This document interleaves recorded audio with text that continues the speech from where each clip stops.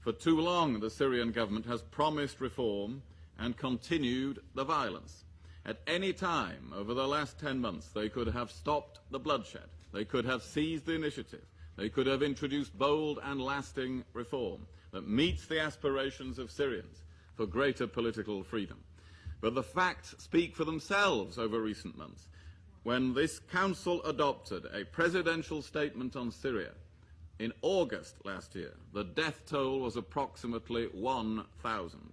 When a draft Security Council resolution was put forward in October and vetoed here, 3,000 people had died.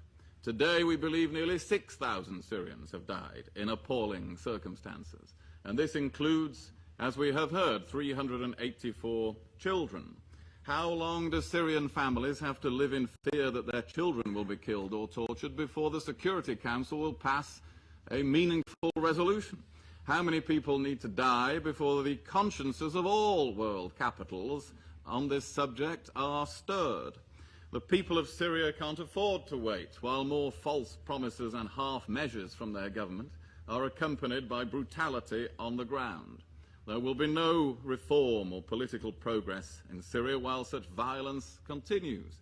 And there can be no doubt that the violence is worsening, the risk of civil war intensifying, and the threat to the stability of the region is growing.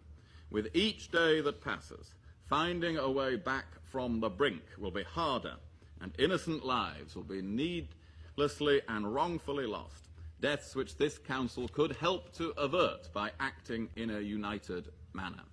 We should unite behind the Arab League plan, and that is what I urge all members of the Council to do this week.